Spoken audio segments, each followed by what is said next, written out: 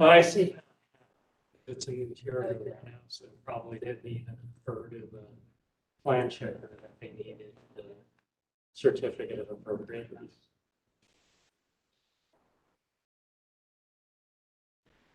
Streaming and recording, so we are ready to get started. All right, I'd like to call this meeting to order this 23rd of September, 2021.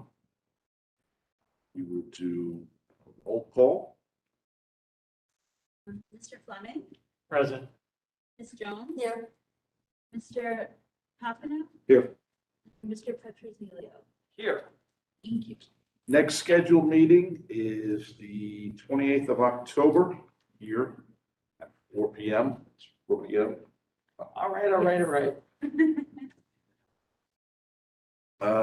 In attendance is our 4 board members, so just want to let everybody know that any votes tonight will have to be unanimous since there are only 4 board members here this evening.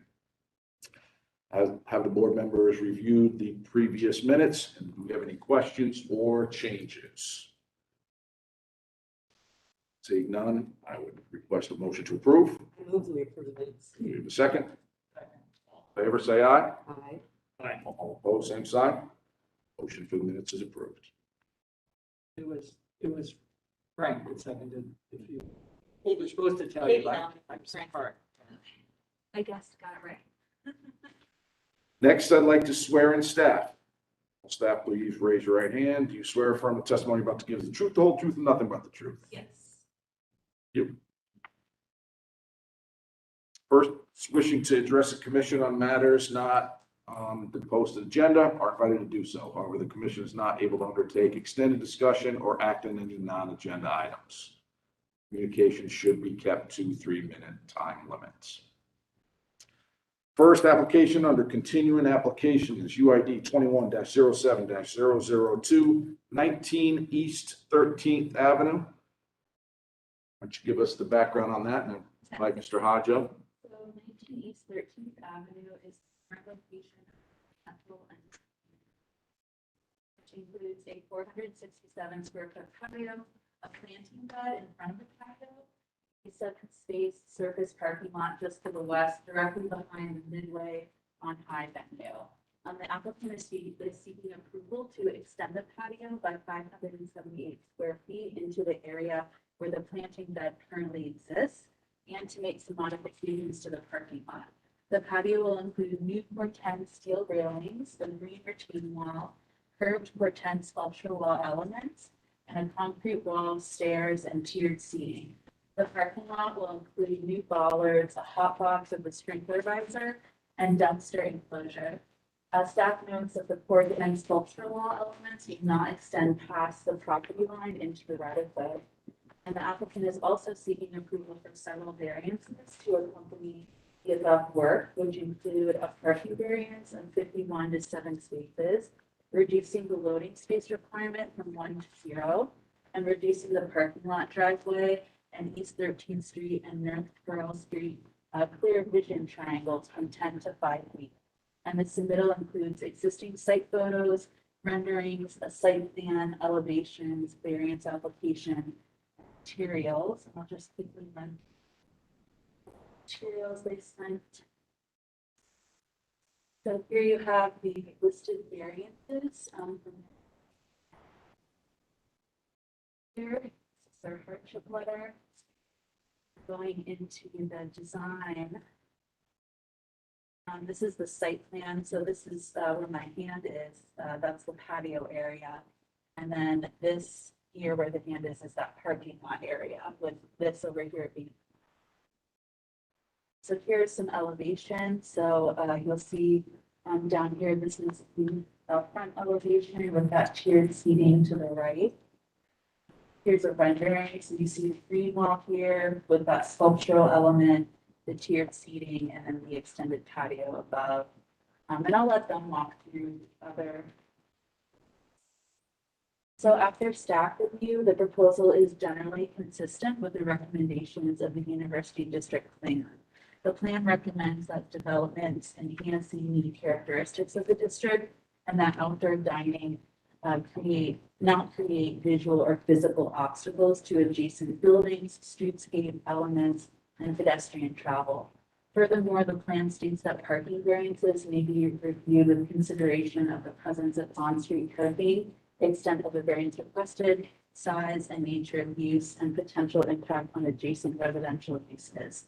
As the site is located within a walkable neighborhood and in close proximity to public transit, and the proposed patio does not create any obstacles to adjacent buildings or the streetscape, staff does recommend approval for both the proposed variances and the plan design. So those will be two separate motions.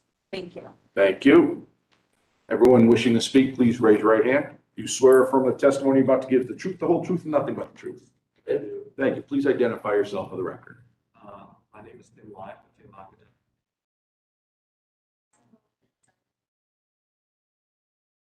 David Hodge, attorney for the applicant. Thank you. Please continue. Okay, I'm going to be very brief. I was here, I think last month, on the application. Tim and Eliza, unfortunately, were not with me that afternoon, so I was grossly inept at any attempt to speak to the design of this. Requested that the board take a position on the variance request.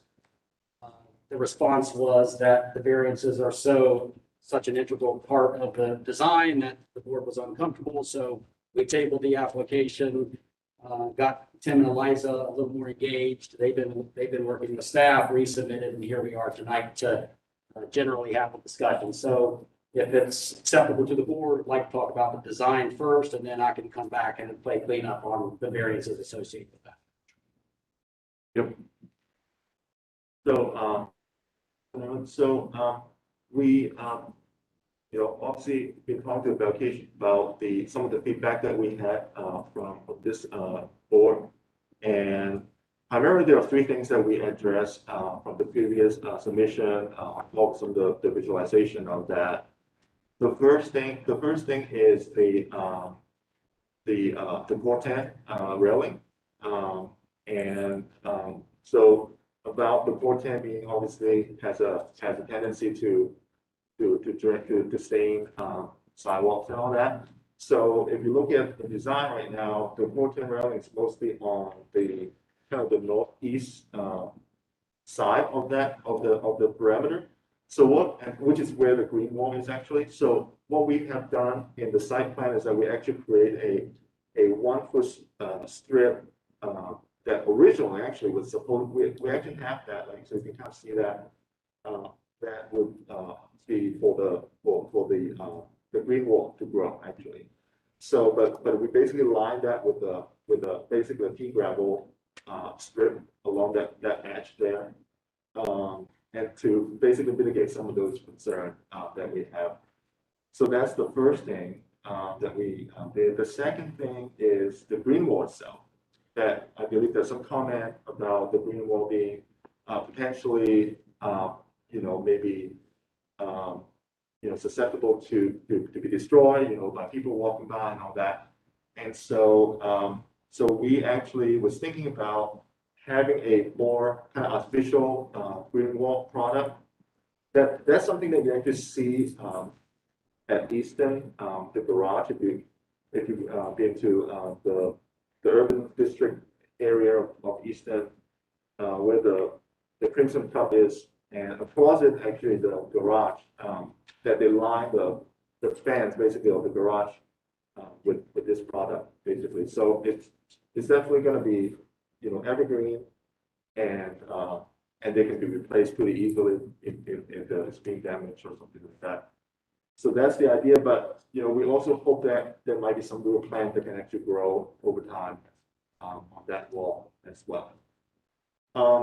And then the other concern is the seat. So I think one of the concerns is that being metal and maybe first of all it kind of fall within the property line, is touching it. And second of all, that was a little confusing when we actually submitted the drawing, and we probably wasn't super explicit about that, but if you go to one of the detail, actually we show that the seat itself now is actually wood. It's actually a Ipe wood that also have that kind of dark coloration to it, and it was supported by steel bracket on the concrete wall. So that way, it's not sharp, and it's easy on the touch and then all that in the summer, it's not hot to touch, obviously, like the metal wood.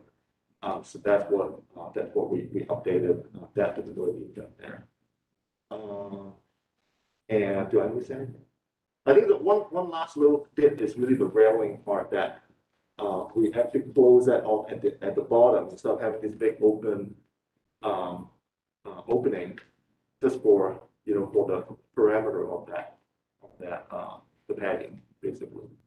So if you look at the other corner of that view, maybe the night shot, you see that closed off at the end there at the bottom. So that's kind of where that's the some of the design that we address, and also we added some light in there just because we feel like we probably need some light in there. So we specified, we added some of the light on the tier seating as well as the hall. So that's all the modification that we did. Thank you. Before we turn over to the board, does anyone from the visiting public wish to speak on this case? Seeing none, I'll turn over the board for comments or questions. Hi, Tim and Eliza. It's nice to see you. You see it. I wondered if one other thought got to you from our last conversation, and that has to do with the danger of people drinking and falling down those stairs. We spent a little bit of time talking about that last time, and from my read, I don't see any change in the design, and I think that for me would be a concern in this particular establishment. We know it gets really busy on the weekends, and at this point, there's nothing to protect people from the seating area with tables and chairs above and the area of the stairs below. I see that as a pretty significant safety issue. And it's a little weird going into a fence. And I know the fence, I'm sure, has to be there for liquor control. Mhm. So it's just it's also a little strange, I think. I see.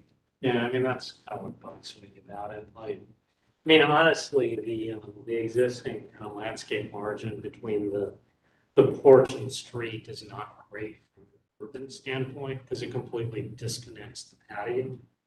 And so, I have some sympathy for like the stadium seating approach in that it makes for a better urban interface, but of course the guardrail works completely against it. And so essentially the architectural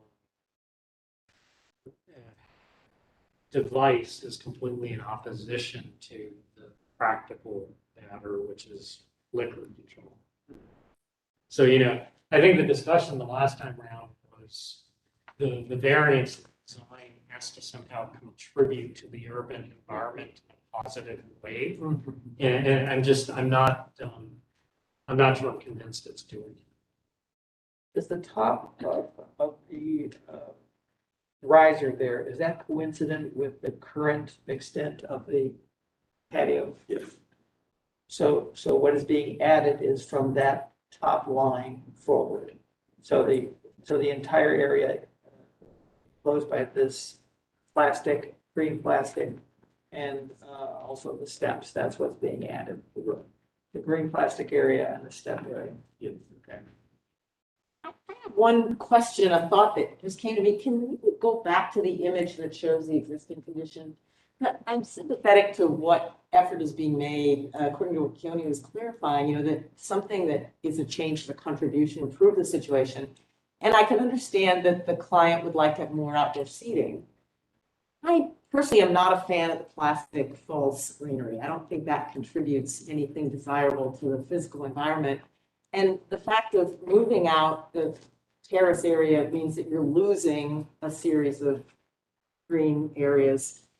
So I wonder if it's feasible and desirable to, instead of pulling the entire patio forward, if you could pull segments of the patio. So right now you have just a consistent, even, but not very interesting condition. If you could pull segments that were like one table out and then leave the rest of green area that's set back. But what it's basically doing is setting little enclaves of seating that come right up to the street, right up to your edge where your green wall is now, right? And do that in a kind of staccato way. So maybe, let's say you keep 2/3 of the planting that's there now and 1/3 additional space of seating elements that would be kind of nice because they're a little bit secluded with fenced area around them. Would that be sufficient for the client to increase the amount of outdoor seating, but give a kind of variegated street front that would also allow you to keep, even if you change the bush material to plant something else, but actual live material instead of plastic? Well, that's a good point. In terms of the green element, so in terms of the green element, the proposal of using the plastic material is really the second best. It's really we are concerned about when you first grow, the plants, then it takes time. It takes 2 or 3 years, to have them like, to that point. So it is in a way that it's a temporary fix, for that moment. And, the client is really, into green, and they really want to be able to build a real green wall. But, for the time being, so the green, the plastic element is just for the time being. And then I do appreciate that your proposal of like, pushing out maybe 1/3 of it and then 2/3 just be, keeping the way and how it has been. And I'm sure everyone understands that, how critical it is, for all those seating, for all the restaurants, to survive, not only now, but also, down the road. We have no control of, how long, this pandemic situation is going to continue. So I think, from a client standpoint, it's really critical to be able to increase the seating capacity for outdoor seating. But I also agree with you, in terms of engaging the streetscape. The tier seating and, the railing, it sounds like contradictory to each other in some way. But, obviously, the railing, it is a, it's a must have, we have to have it.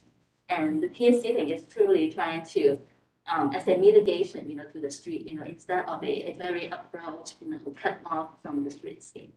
So I think, it is a compromise in design, it's not like, it's not the best solution, but that it seems to be that it's a second best that we can do. I think, Evie's notion of breaking it up makes sense, but, I would think you could also not make it, can we see the image that shows the plastic green wall and the rendering? That one there on the right.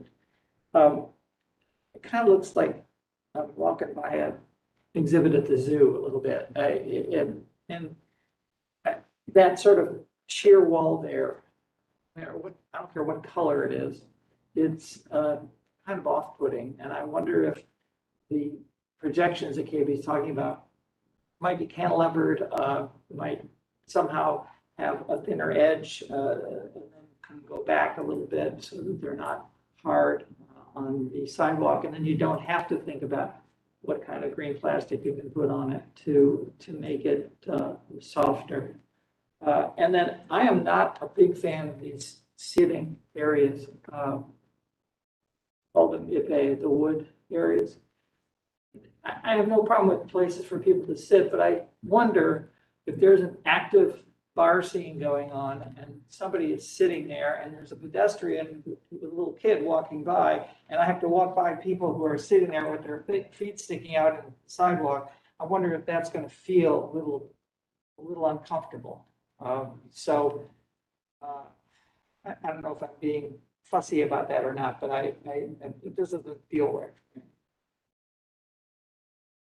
I'm encouraged when you tell me that your client is interested in a more sort of ecologically urban sound environment, and it makes me wonder why you might not want to design the edge condition instead of just corten steel, maybe something with planter boxes and elements that tie so that you could bring more green area, vines and so on. Now it's maintenance for them, certainly, but it seems like as designers, you would have lots of great ideas that help them see it a little bit differently. I completely agree with Frank. You're showing a north wall with sun on it. So it's not really believable from that standpoint. That should be in shade. And it doesn't feel like people sitting with their back to people consuming behind them. And, you know, we know the kind of activity that takes place. Actually, one of my students works at Effluent Tank, and I was speaking with him a little bit about potential changes, and that's a pretty active place into the late hours. And I'm not really seeing a design that looks like it's going to support the quality of the urban experience on that street, along with serving that client to be able to do business better. So I think what we're seeing right now that's not significantly changed from what we couldn't support last time still needs some more design attention. And I think we've been pretty clear about the potential that could go to improve. Yeah, I mean, look, I think your client understands they're in a district where they need to listen to the review board in terms of getting what they want. I think KB has provided a pathway for the client maybe not to get everything they want, but some of what they want. I think the idea of a kind of crenellation, which gives them additional square footage in terms of outdoor seating that preserves, but still preserves some planted area that makes for a kind of softer urban edge, I think will go a long way to getting to approval, particularly if maybe the landscape edge has something more than rummy bushes that are currently there, something big enough where you can put some small shade trees. That would be nice on the patio. But I'm certainly not buying an ecological argument that uses green plastic. It's kind of the signifier. Well, can I add something at this point? I just wanted to quickly say we should be mindful of time, given the agenda and the 6 p.m. goal. So just if there's anything new, by all means, please share it. But I just wanted to give a small note. So, I mean, obviously, I understand, I appreciate the comments and all that. I think the green was probably causing more concern than it intended to. I want you guys to kind of envision that, in a true urban environment, this restaurant would be on the street level, the same level as the sidewalk, and you would not have the green space between the sidewalk and the patio space as a default. I mean, you can walk up and down High Street or in the university area. I would guarantee you that you can hardly find any patio seating that has any greenery strip between the public space and the patio space. So obviously, I feel like this is kind of distracting almost to open up that kind of worm of a person about this ecological concern. This is definitely not the focus of the design. In terms of the structural elements, I think the intention is to try to break up that wall to make it a little bit obviously less homogeneous. Whether people actually gonna see on it or not, that's simply just almost like a playful gesture, if you will. The T seating for us is really important from design, from connection to the street center. Like I said, in a typical situation, we would not have that restaurant 6 feet up from the sidewalk. It's always supposed to be, I mean, not always, but most of the time it would be flat with the sidewalk. And we really want to make that connection physically and visually, or even socially, to the sidewalk there. That particular area is not really going to be a drinking area. Like Effluent Tank is a lot of times, you have a lot of people actually eating, dinners or meals there. Obviously, in that particular area, it would more like kind of like a waiting area or things like that. And even if they sit there and have a drink, they're not going to go up and down that tier. While they're drinking, they would be served and be there. And so, obviously, the building code obviously has all kinds of things to protect, from a safety standpoint and all that. We have done something like that inside a restaurant a few times before. So Tim, we hear you, but Yeah. I think what you're hearing is It's okay. We can disagree, but I'm just telling you. Well, where we come So at this point, would you like us to vote on it, the design, or would you like to table it? I'll have David. Yeah, so, lots of great suggestions and just in terms of, having the wall kind of weave in and out, it's a great suggestion, but when you're talking about, what would you, Ms. Jones? KB, KB, okay. thank you, David. When you're talking about the square footage and a third of that. We're talking 100 square feet or less. And so my client is committed to continuing to work with the board, and you'll see more of Tim and Eliza, but I'm going to have you vote. We'll go through it. Who can to table it, continue, or to option? Right, but I'm requesting they vote and take a position. Oh, to either Yes. approve Yeah, or. Correct, deny it. Okay. correct. Do we do the variance or the design? first? So on the variances, they're approved by the Board of Zoning Adjustment already. Okay. So just the design. Okay. Okay, hearing that, we have a motion to, I guess we don't need. I move that we approve the application as submitted. Okay, do we have a second? I said, Okay, it's a motion, a second. All in favor, say aye. All opposed, same sign. Aye. Motion has not passed. Thank you.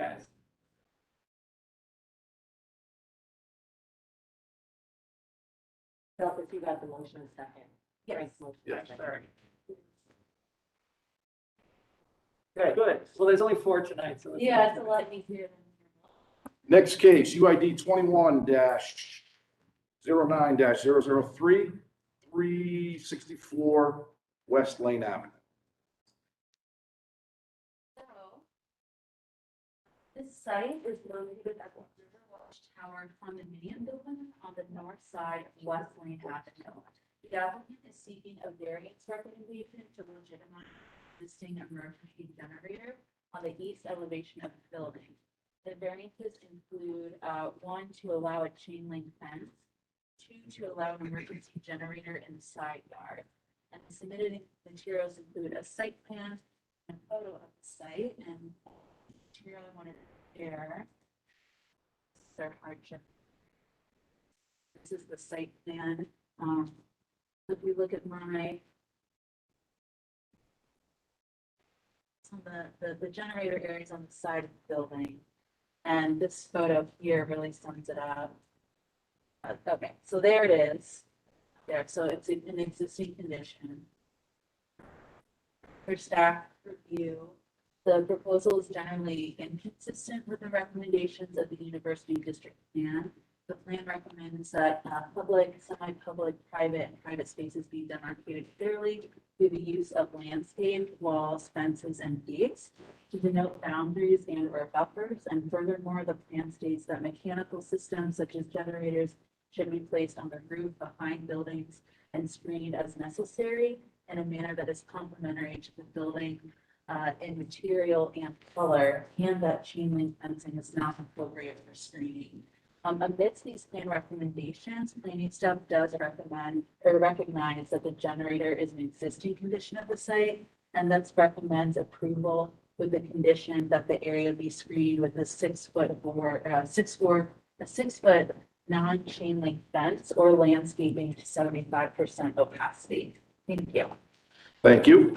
Everyone wishing to speak on this case, would like to swear you in, please raise your right hand.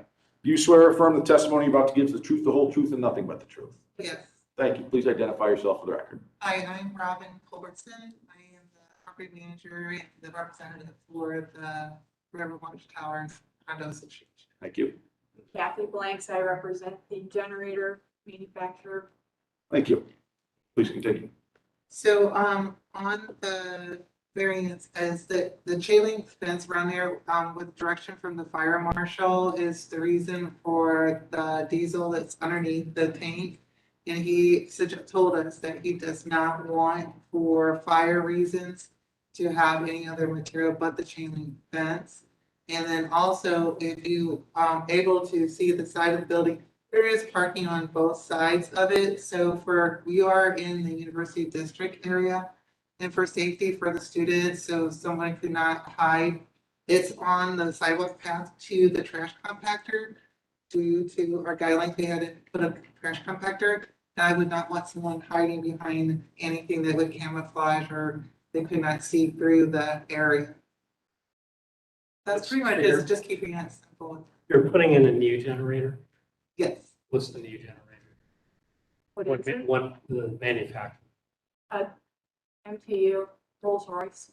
What's the depending on the manufacturer, they've got different colors for the cabinets. What's it gonna be? Oh, it's gray. It's great, It's very, it's not like a cat, it's not orange. right? I have better photos too. I mean, you can do a generator enclosure in a number of materials. I don't think you can put anything flammable next to it. Why does the fire marshal not allow you to use opaque metal fencing? He told me that, if there's a fire, even in the building, but not on the generator, they want to water down the generator as fast as possible because the diesel fuel is under there. Right. I mean, that's pretty normal. I put in diesel generators with belly tanks and I put them behind masonry walls and opaque screened enclosures. So I guess I'm trying to understand his logic. Seems like also a louvered float enclosure would allow easily water to go through, but have it be designed in such a way that it doesn't visually reveal the mechanical equipment. Can I have some clarity about this, please? This is a forgiveness application? Yeah, so They installed it without a permit, is that correct? Yeah, so, And they installed the fence and the generator without a permit? So now, so now they're going back to legitimize this existing. No. When was it put in? I'm unsure when it was put in. So it's my understanding that a new generator is not being put in, but that this is existing and then just legitimizing it. but Jody just asked if you were putting in a new generator. I'm sorry, I misunderstood the question. It is the new generator. We had one and, this is the. You already put in, this is the new one you put in, got it. So, Yes. am I correct then? Yes. It was put in without a permit? That's my understanding. And the fence was put in without a permit? Yes. Okay. So now So we're. this is a forgiveness situation, No permit at all? if we are forgiving people.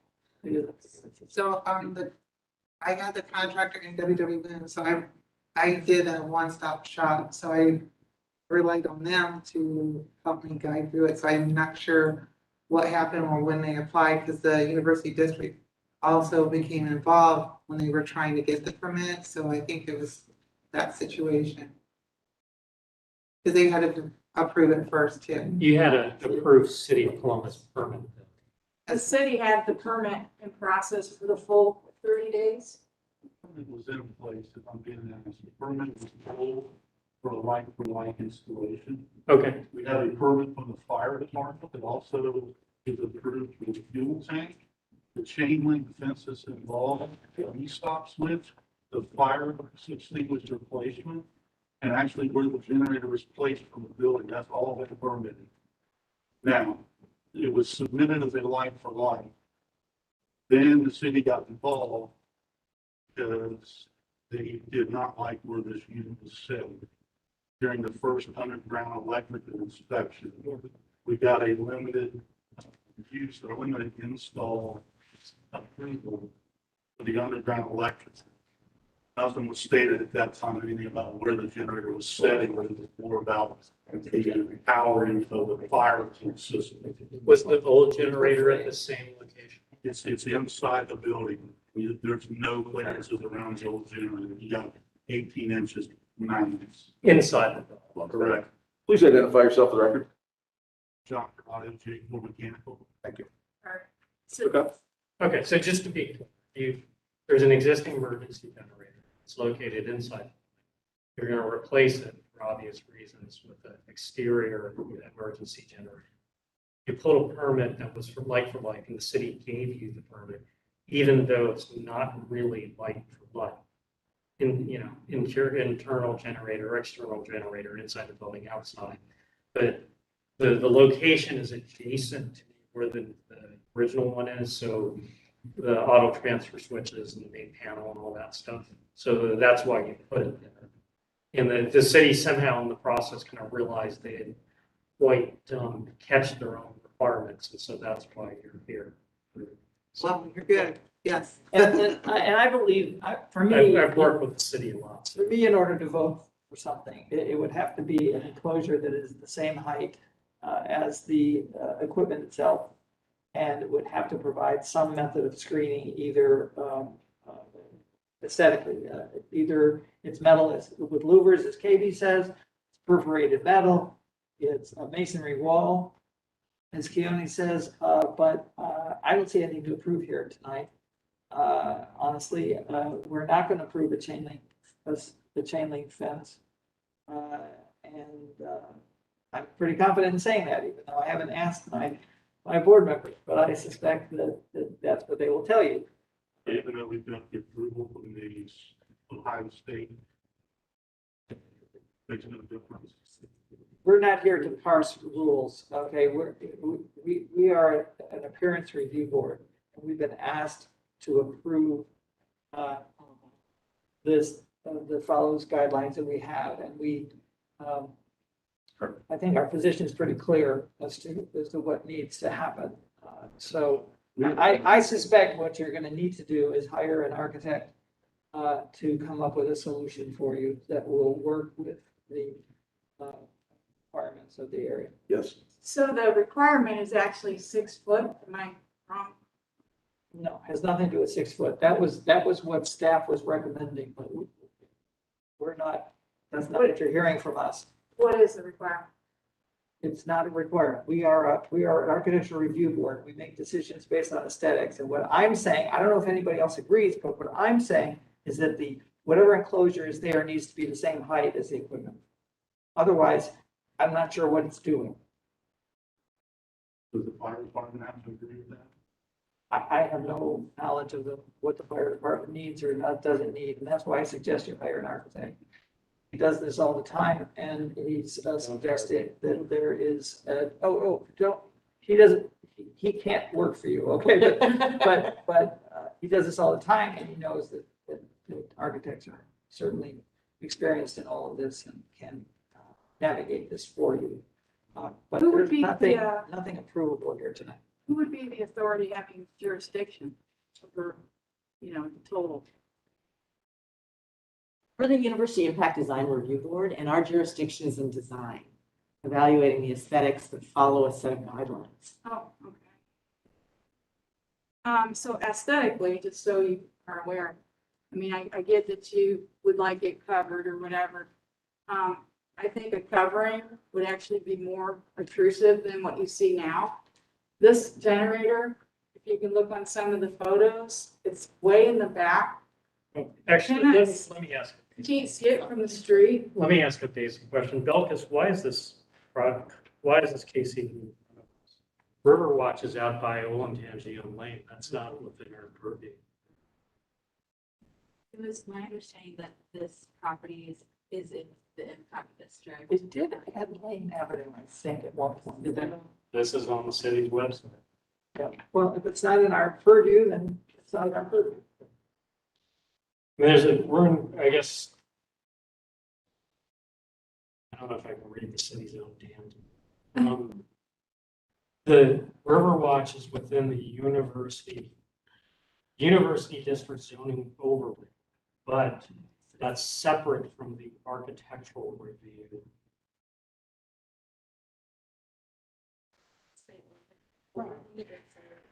Okay, so the black is impact, the red line is the overlay. They're actually.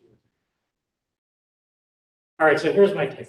You're not with our purview, and you do not need our permission. You'll need to get the city to clarify, and I apologize, but this is pretty normal with the city, so. Okay. Why don't we, I would suggest, why don't we table it for now and then investigate and see if this is something that you're gonna need from us. Yeah. That's- So my tank person, it's the guy that walked through with the fire guy. Lost my train of thought. He was saying there's a whole bunch of generators in the area with chain link. Okay, well, this may not even be something you need to come to us Yeah. for, so. Okay, What- So we do have a variance approval from the University District, so yeah. what do I do now? I'll pull up with you. Okay. the next step. Yes. I'm gonna double check that you're not in this impact. If you're not, since you already have approval via BCS, then you can go ahead and get it. Okay. So I'll follow up with you first thing. All right. Thank you. Appreciate Yeah. that. Thank you. Thank you. guys. We need to make a motion to table? Yes. Okay. Do we have I a move to motion? move, we table. Okay. Wait a second. Seconded, Anthony. County secretary. All in favor of motion? Aye. All opposed, same sign. I see. Thank you. Good luck. Thank you very much. Good luck. We've never heard any case. No, I mean, they built the one building north of Lane the last few years and it didn't come before us. I think once you go west of Pi, it's outside of our. They talked about at one point adding it, but I don't know what they did or didn't do. Okay. Next case, UID 21-08-004, 162 to 164 East 11th Avenue. It is a brick built in 1900.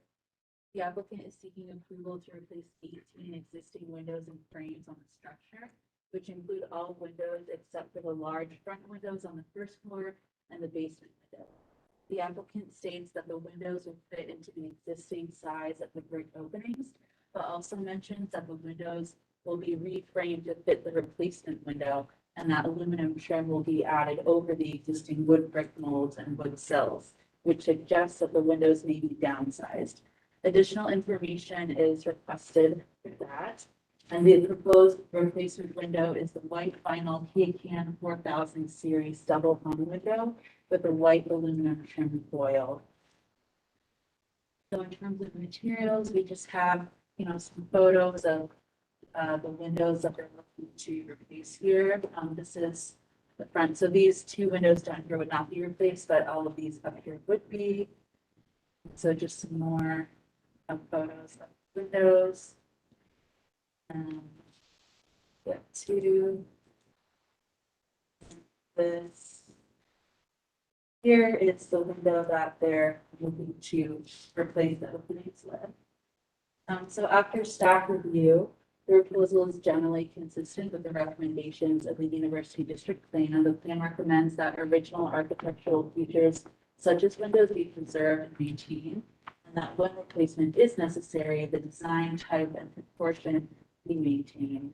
The proposed windows, while not on the approved windows list, are appropriate for the building, and the windows have been reviewed by the Historic Preservation Office for appropriateness. Staff highlights that the plan recommends that replacement windows be sized to fit the existing window openings and not be downsized. Additionally, any previous downsized openings should be returned to their original size as a part of the replacement window approval. And as such, staff recommends approval with conditions, with the first condition being that all replacement windows will be sized and measured to exactly fit the existing openings and that no openings be downsized, and that any previously downsized openings be returned to their original size. Thank you. Thank you. Anyone wishing to speak on this case, please raise your right hand. Do you swear or affirm that the testimony you're about to give is the truth, the whole truth, and nothing but the truth? Please identify yourself for the record. Thank you. Anything you want to add? I think they wanted, more clarification on the windows are gonna fit the opening, but there is a mold that, I'm the window expert, but there's a wood brick mold that needs to go around the windows, and those are what are going to be wrapped. Good. Thank you. Is there anyone from the visiting public that wishes to speak on this case today? Seeing none, I'll turn it over to the board for questions or comments. Existing wood brick mold or new brick? Some of them will need, some of them it's rotted out, so they will need. 7 of them are gonna be replacement windows that already fit the openings. And they won't have brick mold? They're gonna use the existing. Okay, so how many conditions are there? There's the condition of there's nothing left and there's just a masonry opening, correct? There's And There's that's one. several of them like that. All right, that's one condition. The other condition is the original window is there, but and you're gonna take it out, but you want to leave the brick molding that exists on the original window? Don't quote me, but yeah, I think that's what he's not gonna do. And is there a third condition or is it just those 2 conditions? I guess I don't understand your question. Well, we're trying to figure out what you're gonna be doing. And I'm going to be replacing all the windows to fit the openings, To fit the original, the original openings, yes. Right, but you said that you're going to coil stock over the top of some wood brick molds that occur in some locations. Where they need to replace the entire window, Yep. they're going to put new brick mold in and wrap that. Why would you put new brick mold and wrap it? And I suggested we go through the images, because it looks like you've got images of the conditions, and that might help you be able to answer Frank's Okay, question. I guess I just don't understand. So the visuals might help us here. Yeah. We'll keep going.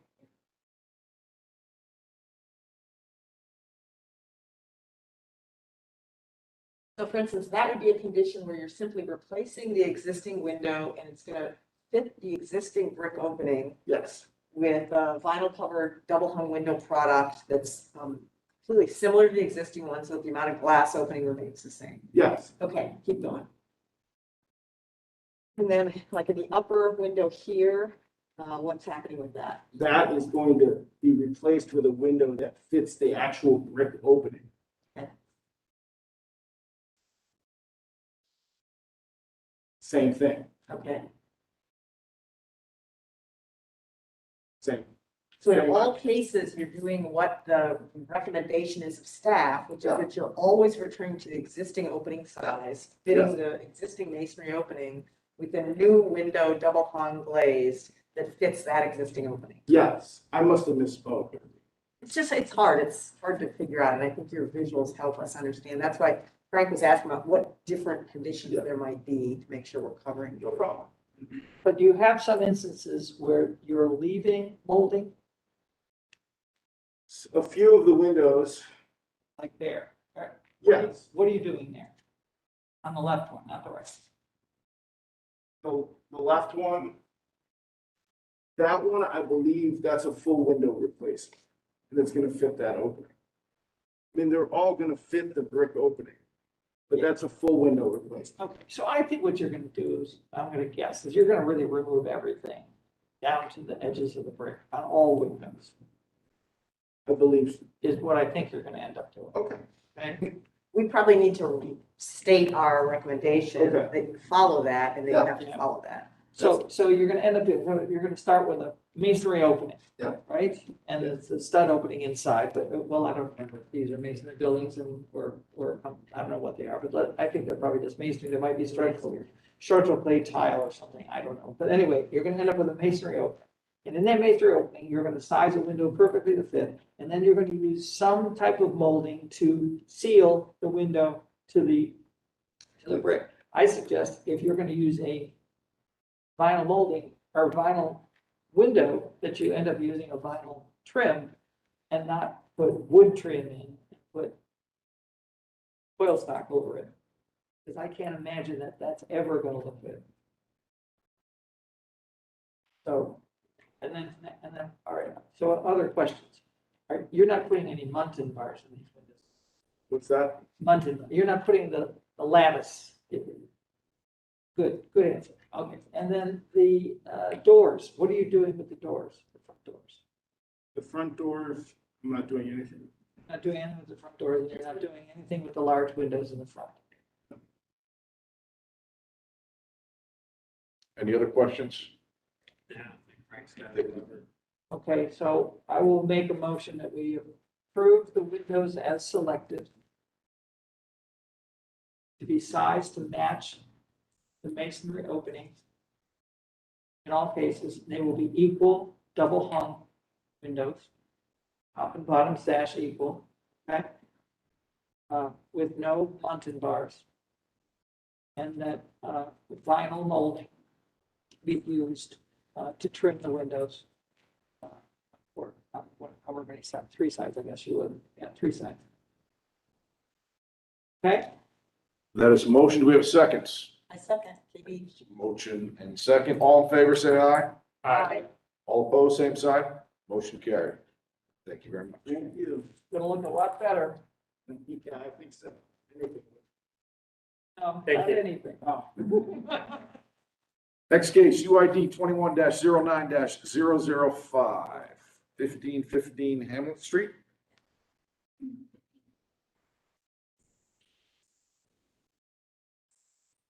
Street built in 1911.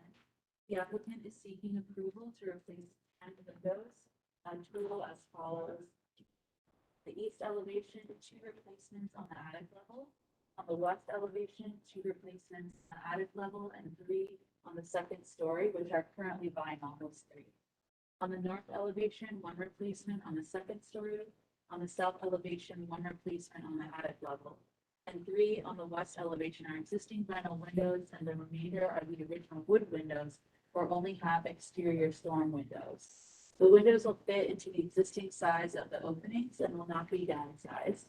The proposed replacement window is the black exterior and interior Anderson 100 series fiberglass composites window with antique brass hardware, low lead glass, and without grills. Materials here. This is just, some of what's going on. Photos here. So these 3 are the existing vinyl to be replaced. Here's some attic windows to be replaced. Here's some more. Here you see the attic window there. A little difficult to see that window. Close up. And now we're getting to the interior, but the exterior, just. There is 1 additional window that was submitted. This is this was discovered today.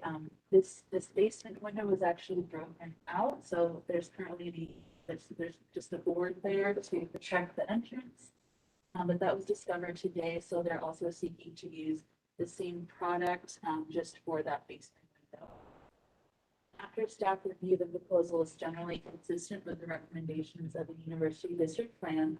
The plan recommends that original architecture features such as windows be preserved and maintained, and that when replacement is necessary, the design type and proportion be maintained. These proposed windows, while not on the approved windows list, are appropriate for the building. The windows have been reviewed by the Historic Preservation Office for appropriateness. Staff highlights that the plan recommends that replacement windows be sized and fit to the existing window opening and not be downsized. Additionally, any previously downsized openings should be returned to their original state as a part of the replacement window approval. And while the applicant has stated that no openings will be downsized, staff, still recommends conditions to ensure the existing openings remain. Like the other application, the conditions are that all replacement windows will be sized and measured to exactly fit the existing openings, and no openings be downsized, and that any previously downsized openings be returned to their original size. Thank you. Thank you. Anyone wishing to speak on this case, please raise your right hand. You swear or affirm the testimony about to give is the truth, the whole truth, and nothing but the truth. Yeah. Please identify yourself for the record. Josh Marks on the homeowner. Thank you.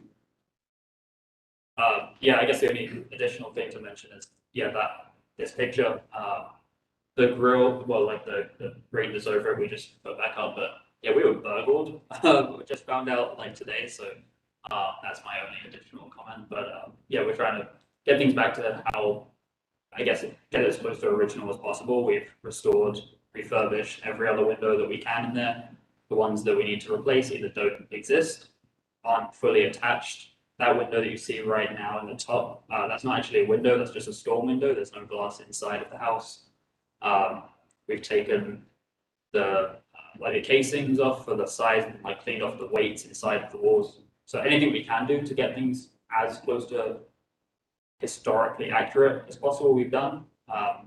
This has been wide open for almost a year now. There's been no window there. It's just been a nice through breeze or home for any birds that want to live up in our attic. So the sooner we can get an answer, the better. Okay.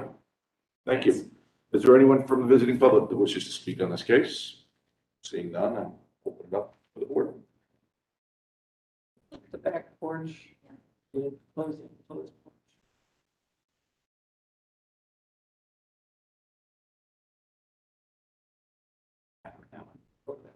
Can you describe what's going on there? In like the second story or the whole thing. Well, the first story and the second story, things Yeah. don't quite line up. I don't know if they're meant to be, or I don't see a picture of the whole thing. Could we, is Yeah, there a picture somewhere of the whole facade? not that I've set through, I don't think, but I, On Google, you can only see the front of the house because the variable where this is covered by mature trees on the street. Is it just 3 windows or is there a full? so it's just 3. And then you can see like the brown awning that's over the back door on the bottom story. Yeah, I see that. Yeah, so yeah, just 3 and 2 below. And that's a single wide of brick on the left, or is that fake brick? That is, so on the far left, Yeah. where the black window is, that is real brick, then the tiny sliver next to the yellow is fake brick. That's like asphalt roll. I'm sorry, the real brick, yeah, is on the wall. I see Yeah. that, but this Right up return there. piece is all not Z-brick, insel brick? Yeah, I just like. It looks like roofing. Yeah, I just built it off of my hand and that's, it's like, lap, there's like this one slab. So the underneath it. side of this, is that fake brick? Yeah, we have approval to, remove that and put siding up from Patrick, who's the, focus.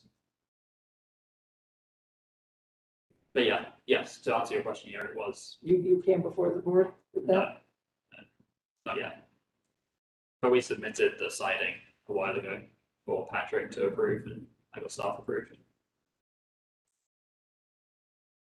So that was something that Patrick approved as a staff approval, Uh-huh.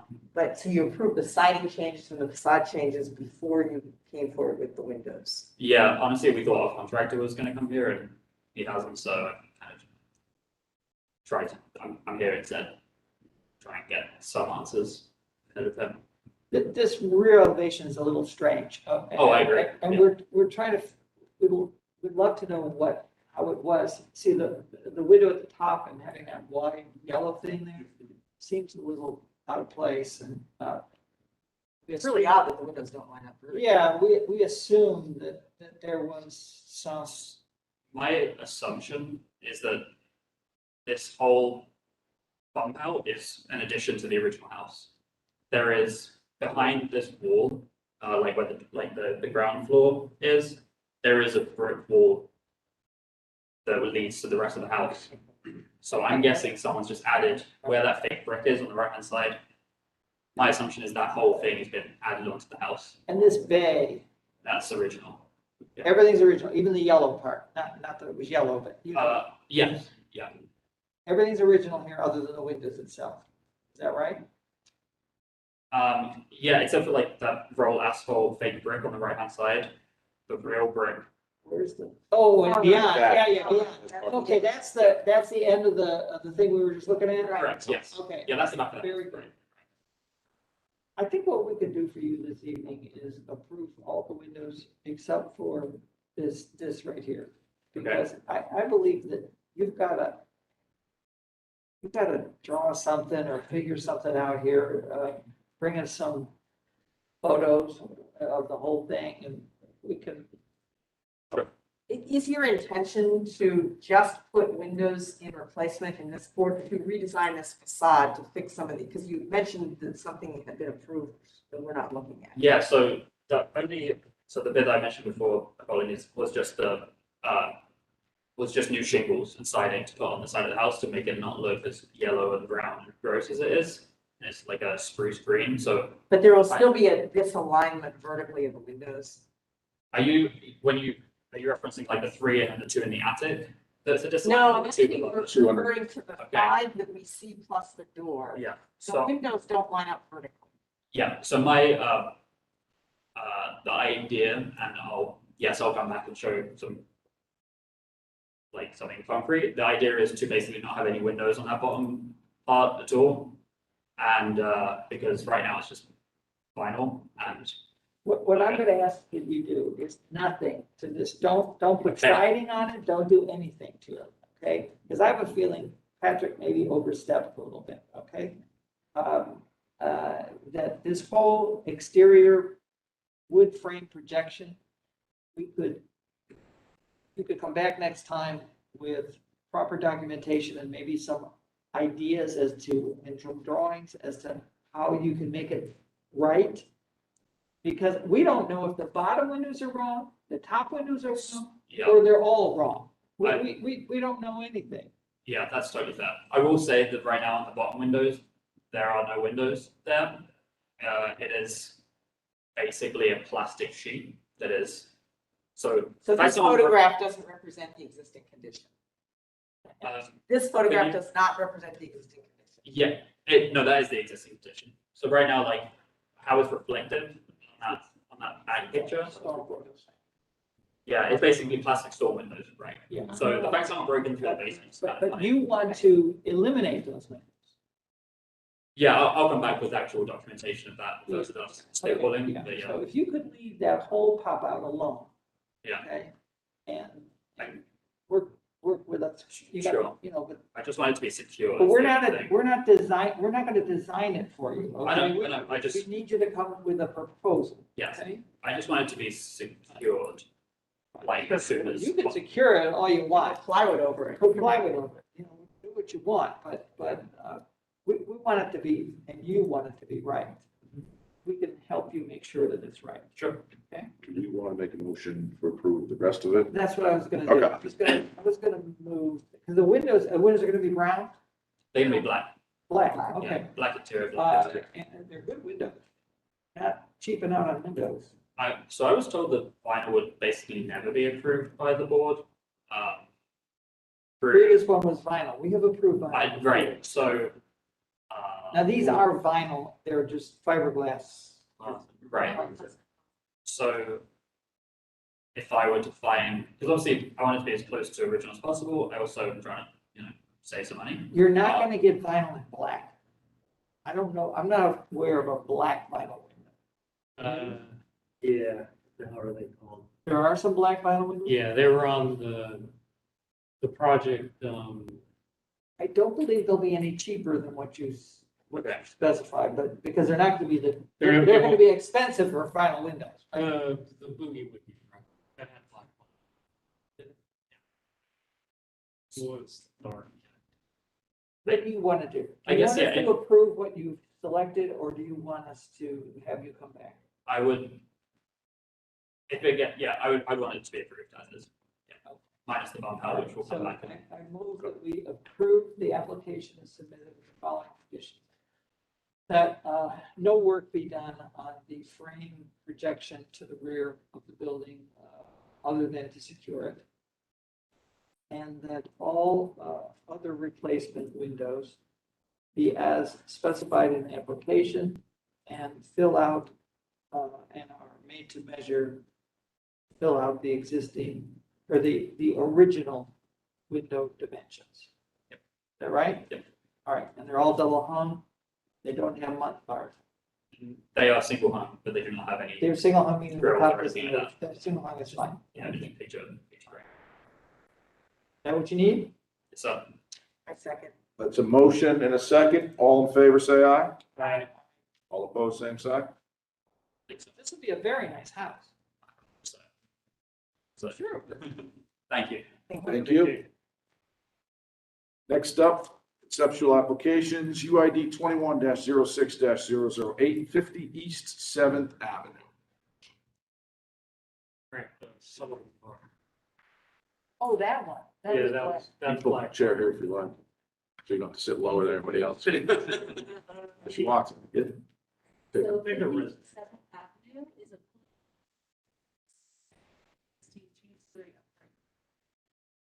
Seventh Avenue to the south and Third to the west. And alley to the north and section alley. The site is located within an investment area, which requires that 20% of the resident be affordable in order to receive a 15-year tax abatement. The applicant is conceptually proposing to demolish the existing apartment structures and construct a 6-story, 70-foot tall, 150-unit, 108-bed apartment with 70 parking spaces at 0.38 spaces per bed. Affordable housing units will be a part of the unit mix, although the exact quantity is not yet defined. As a part of the proposal, the applicant wishes to rezone the property from R4 to AR3 and has filed for several council variances to increase the maximum permitted density permitted lot coverage, calculated floor area ratio, and building height. Council variances to reduce the front setback, minimum rear yard, and required amount of parking also been filed. In June, the applicant came forward to receive conceptual feedback regarding the architecture and design of the proposal. In August, the applicant returned to the board requesting a recommendation for the proposed rezone variances based on the conceptual design, which was continued. At the August hearing, the board commented that a second building entrance and or entrance across Portland Avenue be explored, that terrace programming and mature street trees and a tree lawn be provided along East 7th Avenue, that the building massing shift towards 7th Avenue, and that building materials be simplified with a more unique design. Today, the applicant is seeking conceptual feedback for the architecture and design of the proposed building. The applicant has made the following revisions to the conceptual design, some of which respond to board comments. One, added a second entrance with stairs and ramp in East 7th Avenue on the eastern wing. Pushed back the southern middle mast to allow for architectural elements such as a walkway from one terrace to the other, trellis, and brick wall. Remove step backs on the east elevation of level 5 and the east and west elevations of level 6 to streamline the massing and remove potential waterproofing issues. Dropped the brick material down 1 story on the westernmost wing to better relate to the eastern wing. Created a different aesthetic look for the middle wing to differentiate it from the bookend wings. And 6, modified landscaping along East 7th Avenue to relocate seating areas and concrete planting areas. And so I'm looking at their materials. Of course, we still have the hardship letter here. We have your site plan. A lot of this is similar, but there's some renderings that have changed. So here we have the parking level. This is the first floor level. So you'll see that now it's, one more built out style, but you see a connection between the 2 terraces here, and then an entrance here on this floor.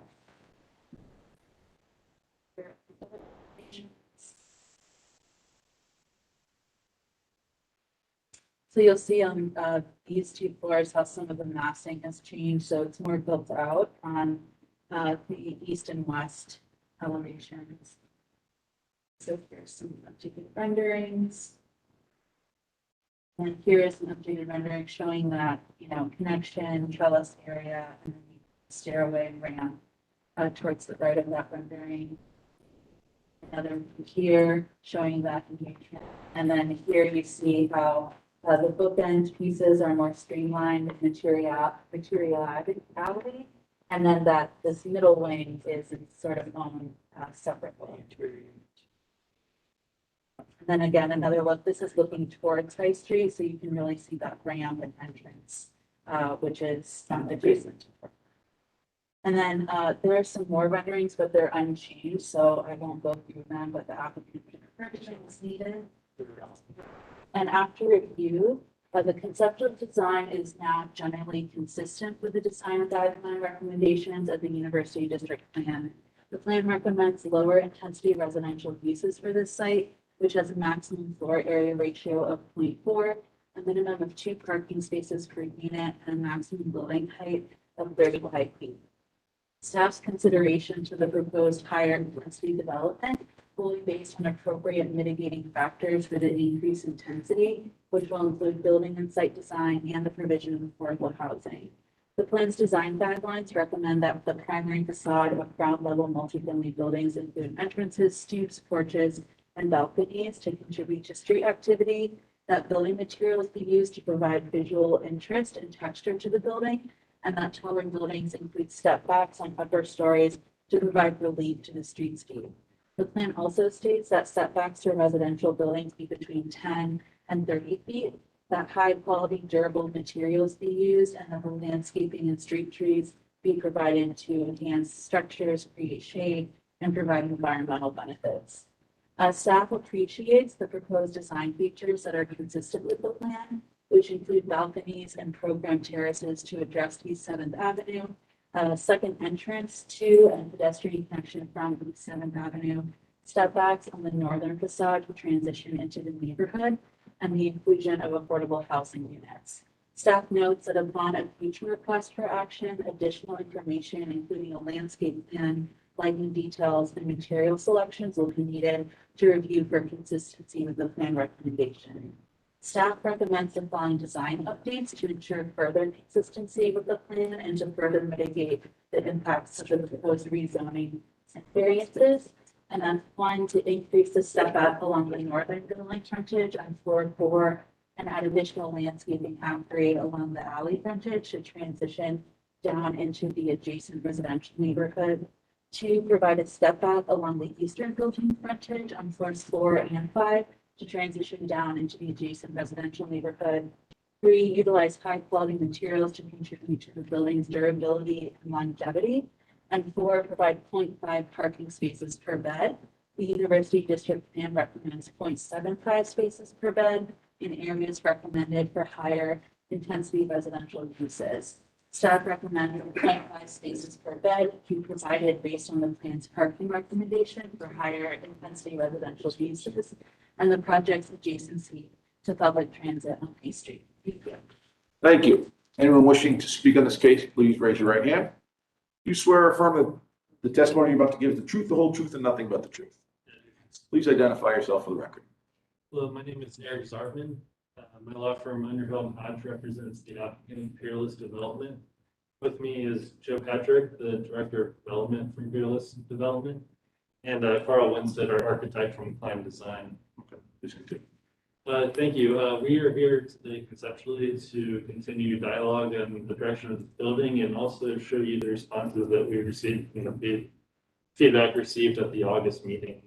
There haven't been any changes to the variance request or the zoning elements of this application. So the purpose of today is to continue dialogue on the design. It's our intent at your next meeting, October, to request action on the variances in the zoning. With that, I'll pass it over to Joe Patrick. So thank you. It's good to be back here again later. I just wanted to kind of briefly express our gratitude for being able to come here again today and let you know. I mean, our intent, as Eric stated, is really to try to use this as a almost a learning session and a little bit of a design charrette to try to.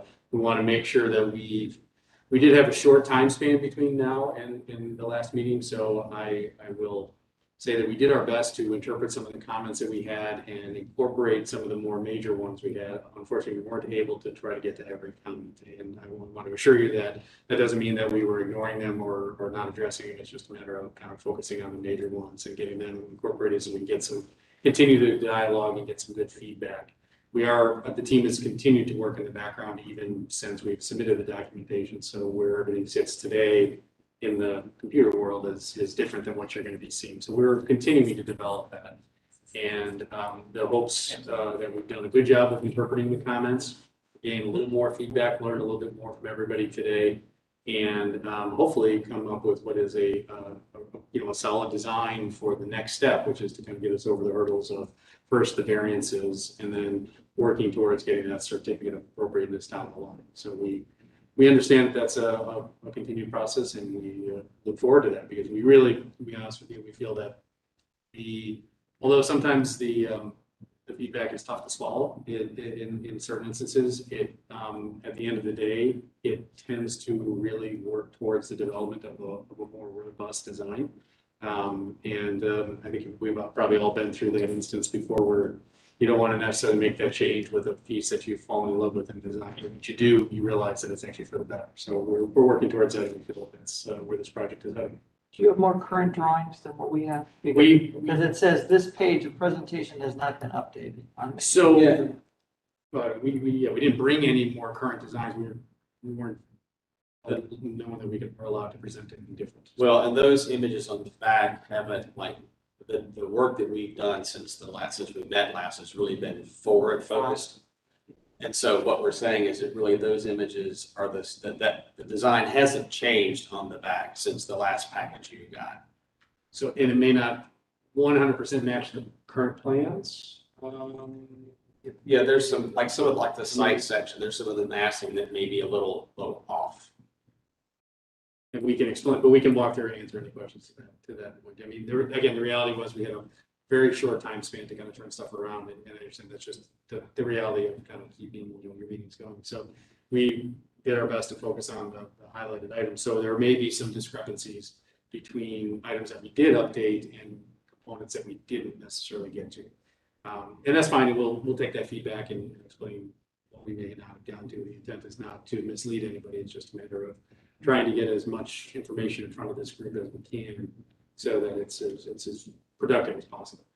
And maybe a thing to do is, again, to Joe's point that, we want to make sure that we're in the right spirit of in context of your comments, and that we're all, that we're hearing the same thing, and that we're on a direction that we all feel is where we all want to head. I think it's, all of us in design know that it is a process. So I appreciate the comments. I think, again, it sort of helped us sort of step back and talk about it a little bit further, which is what, the process is about.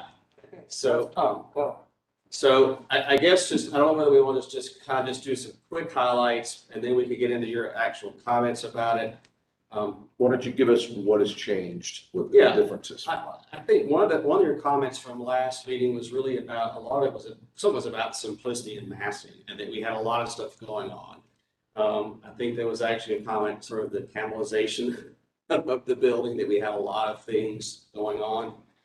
And the idea that moving some of the mass, sort of cleaning up some of that towards 7th Avenue. So if you look at the front elevations, we've modified that. The massing is now the east and west ends are now all pulled forward, so there's consistency with the massing.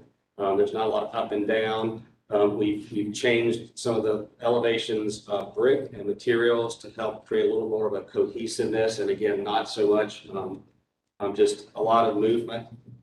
This terrace piece across the front, we looked at the idea of really how can we further engage those courtyard spaces and the street.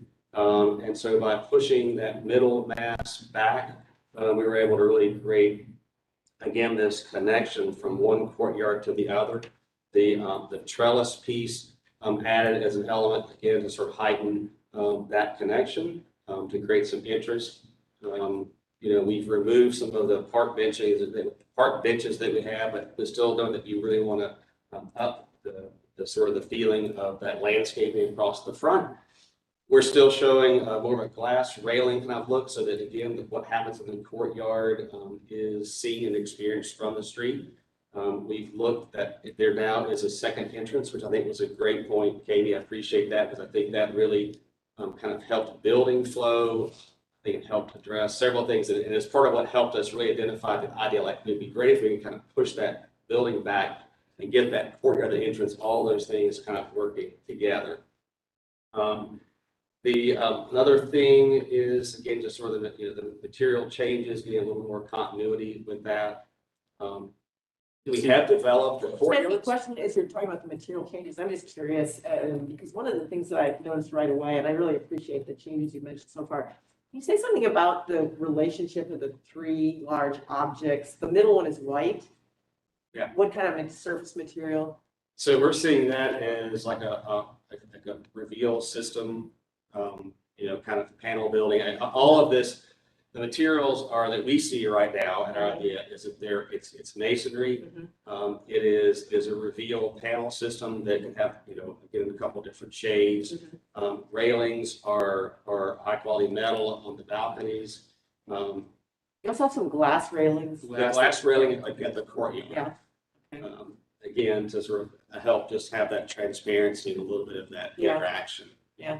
So the one thing I'm responding to, and it's just a kind of a visceral immediate, is how different the white artifact looks as an abstraction compared to the other two masses, which are split at this horizon line with warmer colors. And when I look at the rear facade, I see more dialogue with the white abstract elements kind of mixing with the other pieces. But on the front, it just makes the white artifact look different than everything. Gotcha. And I don't know if there's an intention there that I'm missing.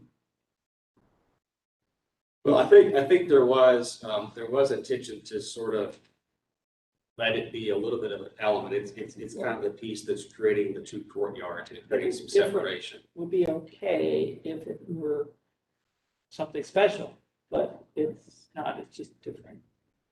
You know, maybe, that's the way I would look at it. It just, it looks But like. I'm seeing it in relationship.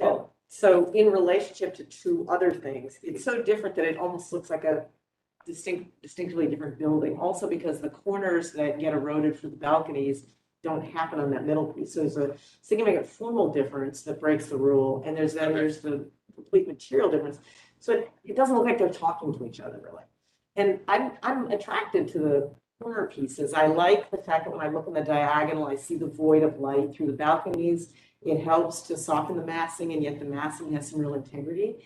And the massing that has the lower portion in red brick and the upper portion in a soft material, to me also has a nice play of squares and rectangles. Like the bottom part then becomes almost like a golden rectangle with a lighter piece on top. And the white part isn't doing any of that. So it feels like if there were ways to begin to think about how to tie the pieces together and still, you know, strengths of thinking different, but participate in the dialogue with the other pieces. And I sort of had the same reaction to the railing. Like I like glass railings a lot. Would there be a way to tie the metal handrail to the glass railing by having something like the same pattern of the metal railing etched into the glass? Or something that would bring some proportions to intersect. I hope I'm not getting too much into the weeds, but. It's all right, it won't be glass by the time. Yeah, I'm sure it won't. So it might all become metal railing. Yeah, it's always funny when I went to next to glass rails and it's got a project start. I guess They always disappear. I'm bringing this up because I really appreciate the fact that you understand that facade is going to be viewed from High Street all across the parking lot. And so it is a pretty important part of the language of the city. And so I think you're definitely heading in the right direction. One thing that's different too from last time, we've really started studying just sort of window patterns. When you saw this last time, all of the windows were the exact same, the same layout. And we're now just sort of looking at how to sort of, again, create some rhythm, some interest, and some dialogue again there as well. You know, I'm with all of what KB said. But when you bring up this idea of, I mean, I think it is a nice idea of the 3 stories of, I guess it's 3 stories, maybe it's 4 stories of brick with the 2 stories on top. I just wish the 2 stories on top, at least on the east and west, I wish that there was more of a dimensional, more of a change in front to back. In other words, I'd like, it is nice that the balconies, you can see through the corner, but I have a tendency to want to say that those top 2 stories should come in on either side. Well, they used to be that way in the previous game. No. Well, they were pretty dramatic. It was more than just stepping. They were. The reason why I want to make them come in is that I'm looking at this church and I'm wondering, and I'm looking at the house on the other side, and I'm wondering if there's something that could, you're making noises. What do the noises mean? Not sure yet. Okay. See, like there, I just wish those top 2 stories were somehow a little more back, a little farther back, or a little, or something. The rear doesn't bother me. The rear, the heights of the rear, those 2 stories I see in the rear don't really bother me. It's just that one front unit there. Is it maybe the thought that, again, that's that's masonry construction, imagine it being, having girth to it, and the fact that what's on top of it, I mean, this is not the metal, but it's almost like it's the original building and then something got added on top of it, and they're not the same material, not the same construction, so there's enough of a plane change that reads that. I mean, I think you're talking about plane change as in. Yeah, I see. Look, I'm looking at there's the centerpiece, right? And then there's these courtyards, and those courtyards are all the same height, right? And then I'm saying, well, do the ends want to do that? And I don't mean angled, but you know what I mean. Do the ends want to chamfer in a way that emphasizes the 2 courtyards as the vertical pieces and not the ends? Yeah, I guess I have a basic question, which is the previous game you showed us sort of acknowledged the transition in scale of the site and made an attempt to sort of step to the east to address the residential scale versus the west side of High Street. But now we're getting pretty much an undifferentiated mass. So what's the logic of that? I don't know. I think the logic there was just kind of trying to create, again, a little continuity so that there was a relationship between the two bookends that there, because what we had before is they were different and there was a lot of stuff going on and I think all of us didn't quite feel like there was a data line or a relationship. Well, I mean, the down line is red, right? But you could step down that or whatever and you'd still get a down, particularly. I guess what I saw in the previous scheme was a massing that was a little more sympathetic to the neighborhood scale. What I see here is essentially an undifferentiated. I honestly find a little less convincing. You're dropping this building in a site that's zoned for a smaller scale, and that's part of your variance. You got two-story residential to the east. And compared to what you showed previously, that I think made some attempt to at least address the sort of shift in scale through setbacks in the building, that's kind of all gone away. But we may have, this is why it's just great to have this conversation, because one of the conversations that the way I heard it, and again, that's not necessarily right, was that we were really sort of asked the idea of moving the mass towards the street was preferred. Now, again, I may have misheard what You were told that Yeah. was. At grade. Yeah. At grade, but not. Wanting to flip that, click that. I'd say flip it on these. I mean, Whatever. Well, there is one, you could flip it by removing the balcony, right? You could the balcony could go away, that corner. What if the could balcony was the go away. whole side, the whole east or west side? Or if there was a terrace on is it the fourth, the roof of the fourth floor, if it was a terrace? That's exactly what we had actually the last time. You had to have a ramp up there. The top floor was Yeah. not a unit. Those are 1,100 square. What you had before, I remember what you had before was just straight up. it was. So could you do us a favor? Yeah, let me. Yeah, let's look at it, because we don't want to send you in circles. No, but that's the point of this, I'm trying to figure out, what direction is preferred. That's, yeah. Bear with me for a second. Thing would have that.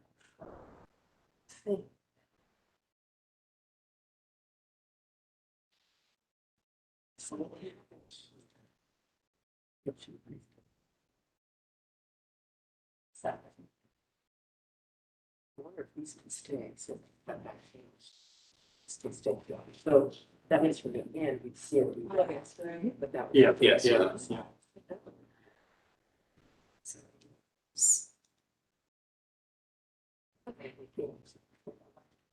Me too. I see what you're saying. So there. Okay, so here is the top floor. Yeah. So you can see how they're. I see. Can we see the elevator? Oh, yeah. So that was notched out We like that better. there. Yes. And then I'll keep scrolling down. So that's. Yeah, we like that See better. that? Which is not that hard to do.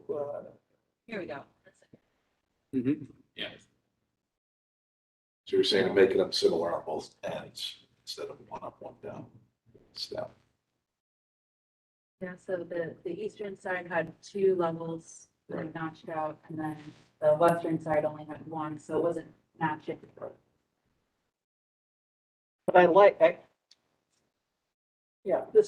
this and. Because, what we're also addressing and concerned about is the reaction from the neighborhood that's feeling like it's being overwhelmed by greater. We support the density. And we absolutely support the affordable units. I look forward to hearing about how that mix is going to work and I think that that's a real draw to bringing this kind of new architecture to the neighborhood. But if the shade and the dominance of the street, the sightlines and so on soften a little bit, as Frank was saying, relative to the buildings directly to the east and the church to the west, I think it's a lot easier to argue. It's a lot easier to support. So this is what they have currently, and then this is before. Is it like the eye doctor one? Yeah. Two? You gotta keep going back and forth, though. Yeah, just flip back and forth a couple of times. Should be able to pull the tab out, you could actually set them side by side.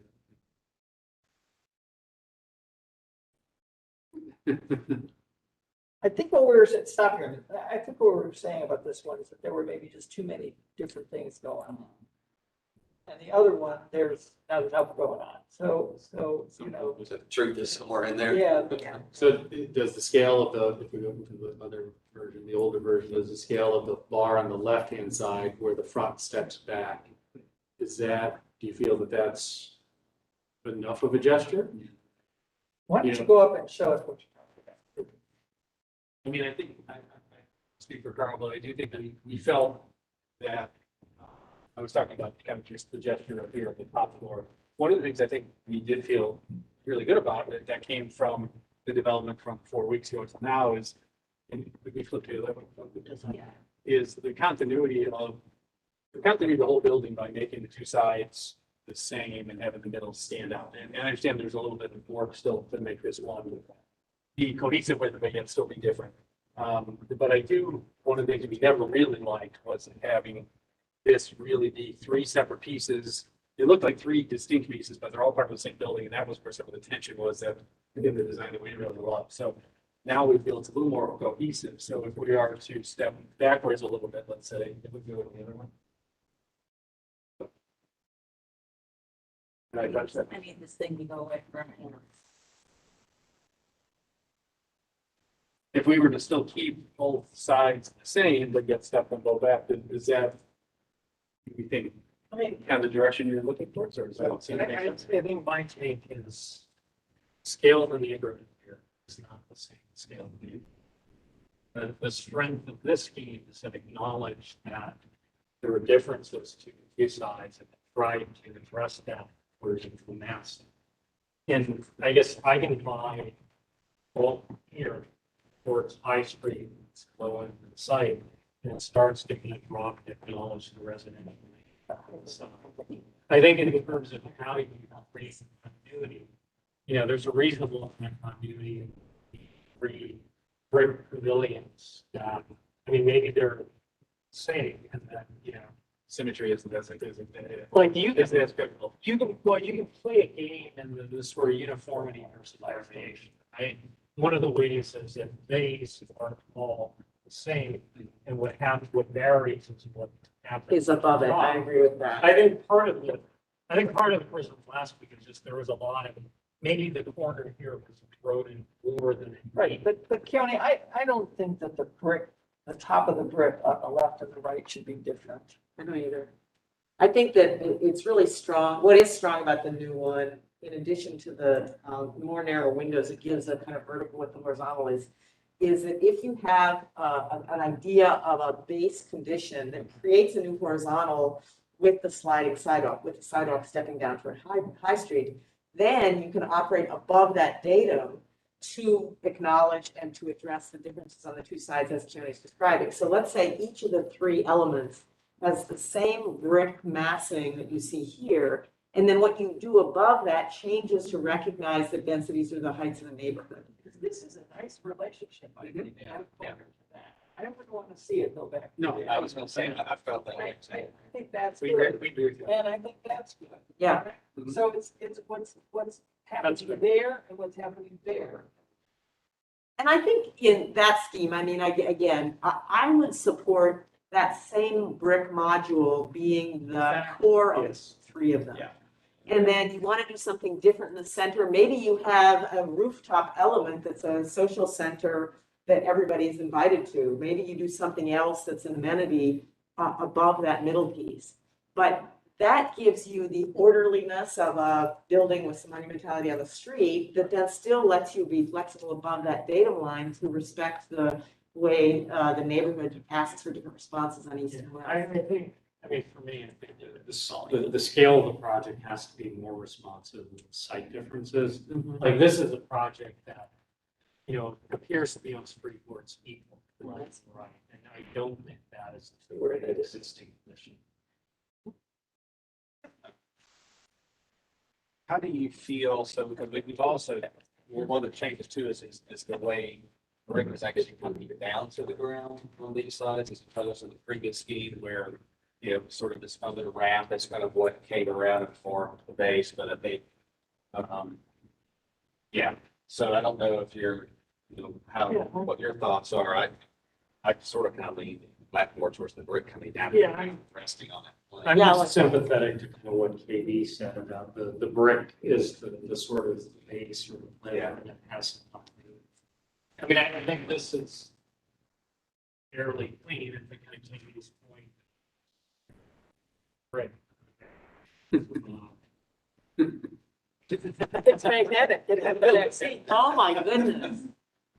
But you can't move, don't move the rendering.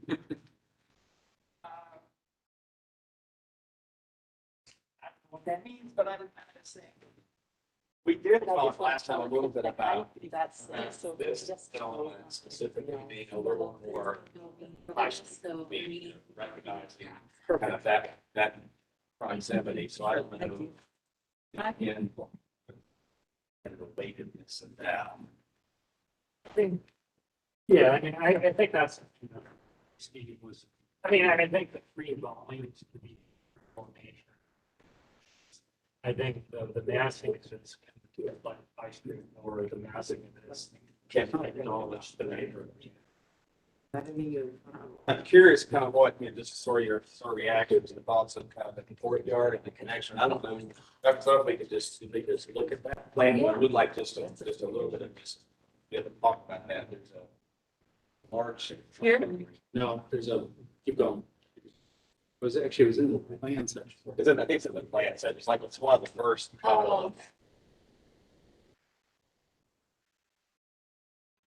This one.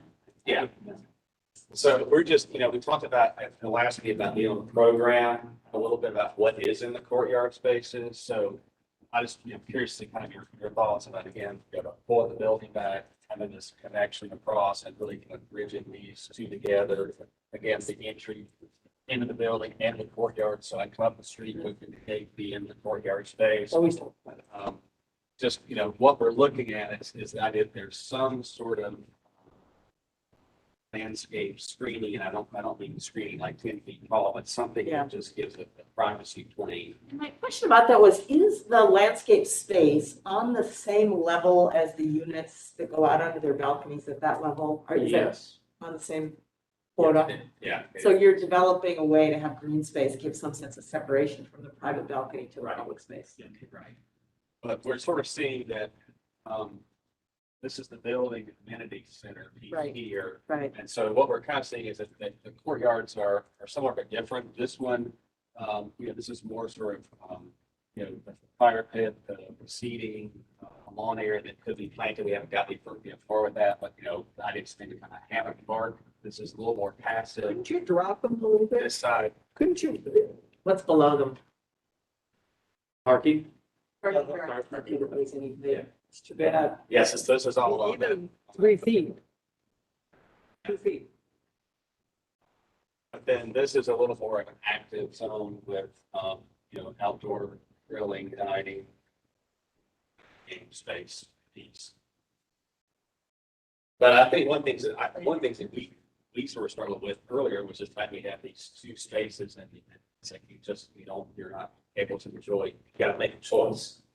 And you gotta go in the building and out to do it. I feel like that at least you gave the program, but it's like a real vanity. And they're accessible from the street, so you don't mind the public coming up into the private spaces. No, I think he's implying that's going to be controlled. He mentioned. It's going to be It'll be controlled. Yeah, there's still, Katie, there will be you come up the steps, you come in, Got it. there's a gate there, but you need to come. And maybe it's key card access with. Right, exactly. Right, yeah, I see that. That makes sense. And I would like to supplement that a little bit. You know, we see some landscaping in the renderings, but landscaping is unfortunately one of the areas that just didn't have the time to get the real attention that we wanted to give it, both front and back. You know, so we do appreciate some of the comments that came from the staff report regarding landscaping in both along the alley side and. Carrie Reeds will be here next time, so. Sorry. Carrie Reeds, a member of our design review board, will be here next time, so he'll be able to help give you great feedback. Great. So yeah, our intent is by that time to at least have a little something more to comment on. And hopefully we'll address to the point of that if you're comfortable, I guess, with some of the variances relative so that the landscaping doesn't become, I guess, Yeah, I mean, vertical. I think the one thing I would say is I get that the nature of the project does not, it doesn't permit public access to the courtyards because people's living units face the courtyards. It's a city, so there's concerns about security and everything else. So I think because you're essentially excluding the public from. Excuse me. Thank you so much, appreciate it. Because you're excluding the public from the courtyard, I would put some attention and effort into the landscape zone. So you create something pleasant and gracious and street. Yeah. So it's not like, the harsh wall building that basically says, if you're not a resident, just move on. Yeah. What's the brown vertical thing, stripe on the other side? Right now, in the east and west end, Yeah. that's a reveal of like trespass panels. And that we're thinking that we might actually potentially thought about turning that back into the finished materials back on the inside of the balcony. I think it kind of, by breaking the brick, it's kind of funny. Especially if you do what we talked about on the top two floors, I don't think you're gonna be able to do that. That'll change Yeah, it. Once it right, rains, correct. yeah. Yeah, and that's why it wasn't in the previous scheme, we had to step Yeah. back, right? Any final feedback? Thank you so much for your time and comments today. We really appreciate it. And we think we're on a really great track to meet this project really great. As I said, next month, we're hoping to request your recommendation of approval on the zoning and the variances. I was wondering, I want to be respectful of your time, but is there anything that we can present next month that can get you more comfortable with what we're requesting? Or are there any questions that you have with respect to the zoning or the variances on this project? What are you looking for next month? Just support on the variances? Correct. And in the zoning district. I think, What's that? I think we'll get there. Yeah, I think, I'm not gonna guarantee that we're gonna be ready this month, depends what you show us, but I think from my perspective, in general, the logic of the project is the location supports the variances, but be mindful of the scale of the neighborhood to either side. And I think you've heard comments about how to finesse the design to be respectful of the respective scales. And I support staff's pushback on parking. I'm not, because what the reduced parking is normally 0.75 Yes. cars per unit. Yeah, for high intensity residential Right. uses, it recommends 0.75. Right. And so we're kind of going And lower than that at 0.5. And they're asking for 0.3 something? Yeah, I have to check. And I know it's hard to materialize cars, okay, but that's a pretty extreme difference. So that is a conscious effort on our part as the developer for a number of reasons. And if we have time to address it a little bit, we understand that parking is always a challenge and that there's a concern, but really the concern, I think, with providing enough parking is that it isn't in the building that the residents when suddenly are overwhelming the street or overwhelming parking on neighbors' lots. So With this particular area, obviously, the residents of our buildings, all of the street parking is permanent. So the residents of our building will not be allowed, they're not eligible to apply for those permits. So they're really unable to park their cars overnight without getting ticketed and towed in that area. So the concern about not having enough spaces in the garage and that it becomes a burden on the neighbors or the neighborhood, I think is a little unfounded. I hear all of that, but Okay. what I'm saying is the city has already in their recommendations or code suggested a 0.75, and they're willing to come off of that quite a bit. Yes. Okay, but you've gone beyond that, all right? The arguments are fine, but the arguments between 0.5 and 0.38, I'm not convinced, okay? So, and if you're telling us there's no way you could do this at 0.5, which I'm not sure why, but if there's no way, then we'll have to think about that, but it's certainly not my preference. The reality is it does become a really excessive burden, as you can understand. If essentially we fill the entire site with a level of parking below. You would have to excavate. Sorry? You would have to excavate. You have to excavate we're already excavating the entire, eastern half of the site, probably 10 to 12 feet to accommodate that. But understand that almost everything we have approved at this scale, no, everything we've approved at this scale in the last so many years has had multiple levels of underground parking. So it's not like it's unusual. And it seems to pencil for all the other developments. So, what's different about this one, I guess is the question. I'm not sure. I'm not sure. I know there's a lot of the other developments do have multiple levels of parking, but they're not all below grade. Some of them are above and below, which I'm sure. We're very familiar with all of them. Yes, but, right, exactly. But I don't believe any of them have this low of a parking ratio. Stop, and I do want to note, it's spaces per bed, so in effect, instead of building more parking, you could cut the bedroom count. I think right now it's at 180, and I know that's still in flux. But if you reduce the bedroom count, then. Which you may have to do because of what we were talking about in the top floor. No doubt. I mean, from where to exactly as the top of the building kind of fluctuates a little bit, that's where that bed count, that's why we told you it's a little bit loose because, we were where it was a month ago, there was more beds now, but we anticipate there's going to be less beds in the future as we're talking about eroding and taking a little bit part of that top of the building back a little bit.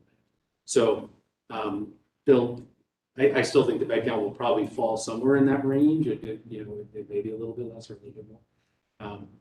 It's just the reality of getting to that 0.5, it comes down to the challenge of excavating an entire another level. No, it doesn't. That's just reality. It's reducing bedrooms as well. Or that too. Which apparently all the other developers and all the other projects have done, based on. Thanks for your feedback. We'll certainly take it account. Tell Mr. Hodge that you are a much nicer person than you. How many Tell I him I look said at that. blood pressure in that, Okay. for sure. How many actual beds are we talking? Or how many parking spaces are we talking? 70. No, they're providing 70. What's the differential from the 0.5? How many beds? It'd be 180 beds, so, you get 90, 20 cars short. Okay. And the reality is, our plans do show closer to 81 spaces at this time, but we were a little bit hesitant about committing to those, knowing that it's so early in the design. And we do anticipate losing a few of those as we develop the mechanical systems and the structural system gets put in place and the things start to shift around a little bit. So we didn't want to commit to that number. Figure it out and do better, please. We're gonna do better. We are gonna do better. We're gonna squeeze And and make sure this is Carl does a how good job with the- that. So we hope to better that. Yeah, and just so you know, like the variances are unchanged. So when you vote to approve the variances, even if things fluctuate, that variance is what's, everyone's going by that variance. Sure. So, That number, whatever that number yeah, is. yeah, Right. yeah, so just. Okay. Thank you. Thank you. All right, thanks. Thank you very much. Thank you. Oh. Okay. I wasn't aware that there was a speaker. Okay. That's right. Please raise your right hand. You swear from the, Before, but yes, I do swear that I'm sorry? Okay, I'm sorry. I did not see it, so I'm gonna swear you in anyways. You swear affirm the testimony you're about to give is the truth, the whole truth, and nothing but the truth. I do. Please identify yourself for the record. Thank you. I'm Kelly Fox. I live in the Denison Place neighborhood, which is across High Street from Mylan Park. I was here last week or last month and talked with you a little bit about the process that the neighborhood went through with Phyllis Development. And I had volunteered to work with the neighborhood and the developer on a facilitated negotiation. I wanted to just share with you that I saw the letter that was sent to you from Seventh Avenue Church, and I wanted to provide some clarifications about the process. The negotiation was open to everyone in Mylan Park who wanted to participate. The president of the Civic Association personally invited the church to send attendees to the first meeting, and they attended that meeting and all of the subsequent meetings. After an initial meeting to gather all of the concerns from the neighborhood, we met weekly for many weeks to work through all the issues. Mylan Park Civic set up a file share site so that all the neighbors in the church could view the materials as the discussions proceeded. A few hours after the last meeting, the church notified me by email that they were exercising their right to withdraw from the negotiations. This was their right and the right of every party involved. Even though the church withdrew from the negotiations, the developer has included a number of provisions that will benefit the church. As the facilitator of the negotiations, it's my opinion that the agreement that was reached is fair and greatly benefits the neighborhood. I understand you've also received correspondence from the Civic Association conveying their support of the zoning variances that are requested. Thank you. Thank you. Quickly, what provisions benefit the church? They did not articulate any specific reasons when they sent me the email or when I followed up with them by phone. I can tell you that one of the unresolved items on the list of concerns, and this concern came from the church, they wanted a no-build situation. They wanted status quo, nothing to change. I know they had other issues that they were concerned about. I believe most of those were, there was a request for them to receive 25 parking spaces available to them exclusively 24/7 in perpetuity. I think that's probably about $1 million price tag. Right, okay, just be clear, what provisions were provided that benefit the church? Oh, that benefit the church. Sorry, I didn't hear that part. So there are a number of those. One is that Peerless has offered to work with the church on the space between the two buildings to regrade, to landscape, to make that work better for them. They've also offered, they have, the other one, the main one was minority business participation in both the construction and the operations of the building. And I'm sorry, I don't remember the others. I didn't want to interrupt. No, but go ahead. Yeah, we've committed, they had asked us to, to commit to involving minority participation in those elements of construction. And we absolutely agreed to that. The challenge, I'll be honest with you, is when they wanted us to commit to an absolute percentage, and we couldn't do that, but we committed to be proactive with it and have them take their input, and if they can offer, responsible contractors would be happy to include that. They acknowledged. They did. Who is? Elford Construction. So, and we're working to prepare, I guess a process document, if you will, to share with the entire, that we promised to give to the Mylan Park Civic Association about that how do we go about including minority participation? So we're actively participating. We intend to do that. Thank you. Thank you. Thank you. Okay, thanks. Thanks.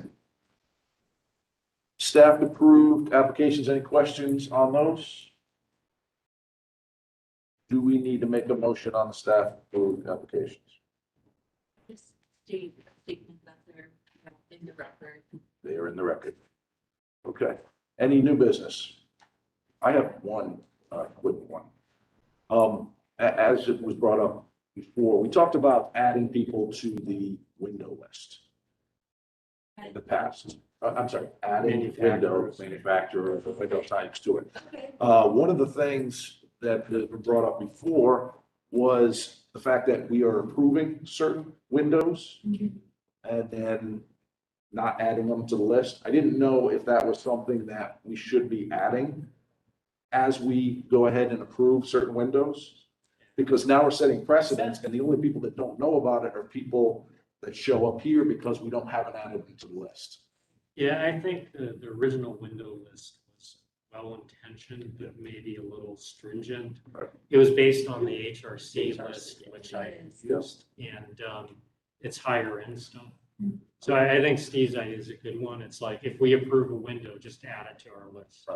Wanted to maybe bring that back up in the next meeting and see what the city says, or see if it's something we need to do, because the only people that it's not benefiting are the people that, you know, I aren't think, here all the yeah, time. I think we need to do it because it's our record.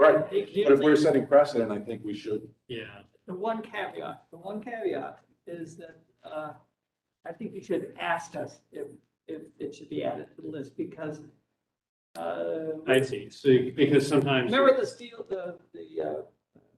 casement building? You don't want to add those windows to a list. Right. But if we're approving them and we're setting precedent, then how do we say no to somebody Well, I else? think Frank is saying sometimes you have a one-off where the particulars of the situation. Okay. The building. Okay, So Okay. just ask. so maybe at the end, Add this, like today, yes, we have two windows. that are not on the list. Should we add those to the list? And I think probably we would say yes. That's great. Yeah. Yep. I mean, Anderson Fireworks would be good, so I would add that. Right. And then the other one, you said historic, To add. Yeah. historic resources, whatever, looked at the proportions and said they were correct or something like that. Yeah, they looked at the material of them and the proportions, and it does that they were appropriate, because it's not a historic district, it's still a contributing home. You know, Okay. so our historic preservation officer weighed those and deemed them appropriate. Okay. But I will bring that up to management and just see, you know, what kind of protocol they would recommend given your input and. But I think that's a great idea of I'll bring having it it, up any to new the windows that aren't on. update. Yep. But I mean, I think that's a solid check too. HRC. Yeah. saying. I report to you, Christopher. Especially if we approve it on somebody else, and say, well, why didn't you approve ours? Yeah. That sets the Tell, precedent. tell Christopher Lord to figure it out. Okay, I think that's it. Meeting adjourned. Okay, Thank you. thank you. You want to bring up your stand thing next? The stand? What? We had a discussion about. No. Your stand for Just these. trying to show me how it works. We don't know but it how, doesn't. how does it stand? Is it the stand that doesn't work, or is it operating I there? don't know, you tell me. We have three operators. There is no. I don't get it at all. I have no clue what they're. It'll stand profile, but not